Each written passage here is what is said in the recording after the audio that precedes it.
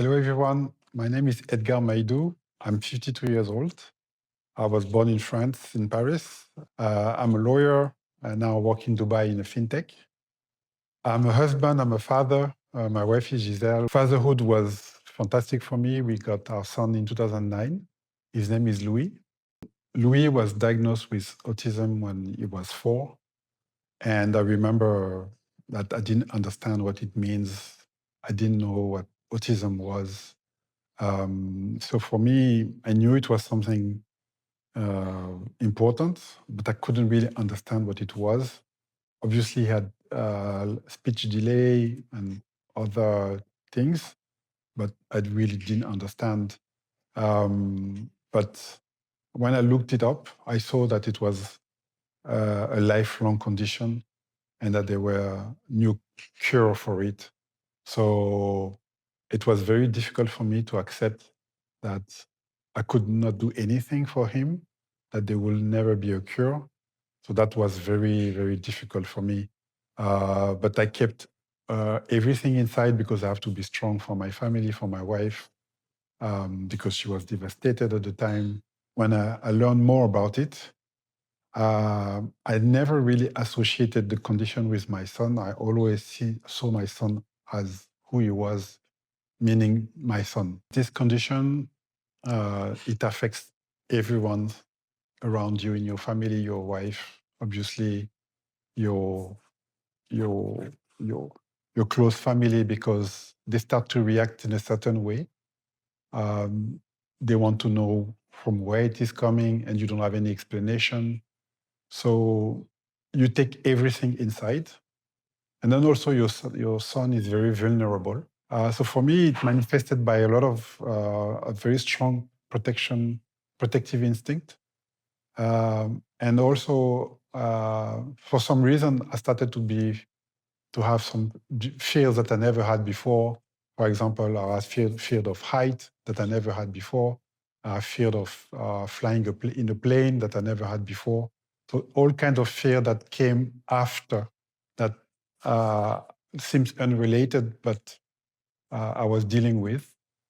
And the fears that I had obviously were around, the financial burden, because I knew after research that it was going to cost a lot of money, and also what would happen after we pass.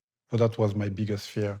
So I remember that I wanted to live until 130 years or something like that. So I didn't have any other men to talk to in the beginning.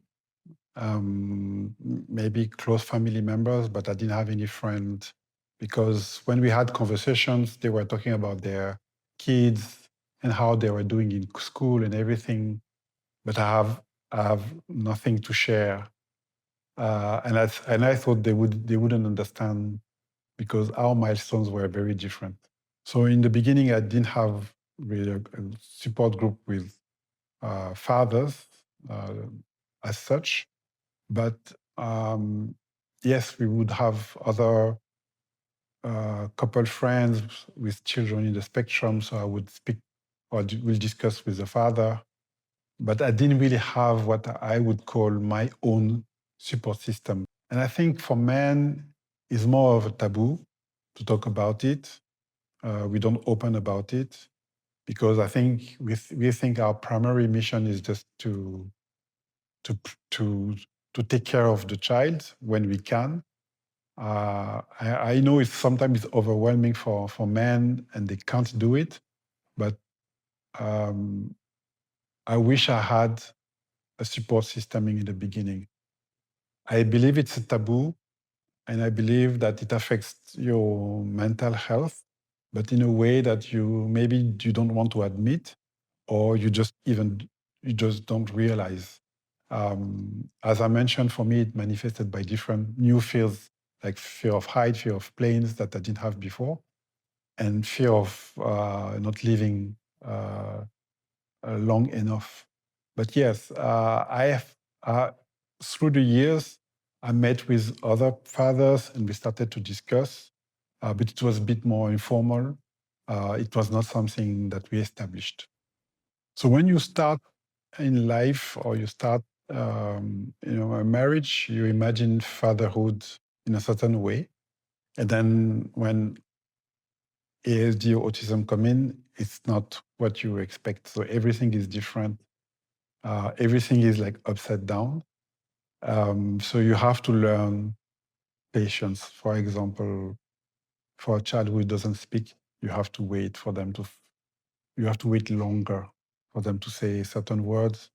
You have to wait longer for them to be potty trained. You have to wait longer for them to uh, do their laces, lace up their shoes, dress up by themselves. So everything takes a lot of patience. For me, as a man, I think it changed me in a way I didn't expect. I'm not the same person raising my son. Um, I, I I think I'm someone who's who is who's been challenged by this as something that affects your son, but you cannot do anything about it. It you have to learn how to navigate the entire world, like how to travel, how to find the right food, how to talk to doctors, not be impatient with them, etc. So it's very, very challenging because you cannot fix anything. You feel a bit powerless. So for me, not be able to protect uh, as much as I would and not be able to fix things is very, it's humbling. At the same time, it's like you have to be that other person, a new person. So yes, faith has been an important part of this journey. I think without faith, I wouldn't be here as a father and doing what I'm doing. Maybe I would have run away. But I think faith has been an anchor for me because it reminds you that God has a purpose for everything and that He knows what He's doing and why He's doing it. So maybe you ask yourself why it's happening to you. So for me, one verse that has been very important and I identify myself into is in um, Psalm chapter 1, is verse number 3. So it says, blessed is the one who does not walk in steps with the wicked or stand in the way that sinners take or sit in the company of mockers, but whose delight is in the law of the Lord and who meditates on his law day and night. That person is like a tree planted by streams of water, which yields its fruits in season and whose leaf does not wither. So that's my verse. So my verse in the sense that I see myself like this tree, which is planted and which is uh, sort of covering my son and providing for him with shade and everything. Um, but what I learned from this verse is that you have to be constant. You have to manage your emotions, and you have to show up every day like a tree. Like the tree is not moving, so you have to be there to support at all time. And for me, God is like this river. So I'm not able to move because I have my roots, but God is the river that brings me the water. So that's why this verse is important for me. This is the first verse. And the second verse is in Proverb 8. I'm not going to read all, but maybe just in Proverb 8, the verse that is important for me. It says, the Lord brought me forth as the first of his works, before his deeds of old. I was formed long ages ago, at the very beginning when the world came to be. When there were no watery depths, I was given birth. When there were no springs overflowing with water, before the mountains were settled in place, before the hills, I was given birth. So this Proverb is about wisdom, crying to mankind and asking people to use wisdom to do everything. And if you don't have wisdom, if you are not learning, then you are going to be lost. So for me, it's about learning every day. I didn't know what autism was. I didn't know what ASD, the spectrum was, but I have to learn. And to this day, I learn. I try to learn everything, something new every day, on how I can help my family and my son. And it has changed the way I see the world now, based on those two verses. So, um, so the spiritual experience has been this for me, with those verses. But God is more than that. So if you are going through this season, if you have a child and you just got the diagnosis, or you've been estranged to your daughter or to your son, I want to encourage you to look into yourself and to look for God. He can help you uh, be that father for your child, be there for them, and to support in any way that you can.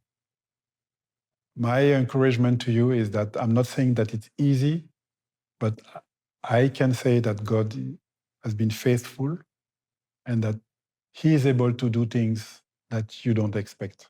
So I just want to bless you and to encourage you to come back. Well, come back to God, come back to the world, and come back to the relationship that you have with Him. Even if you're going through a difficult season with a condition that you don't understand, He is able to make you understand things and is able to help you on this journey. That's all for me, guys. Thank you. Have a blessed day.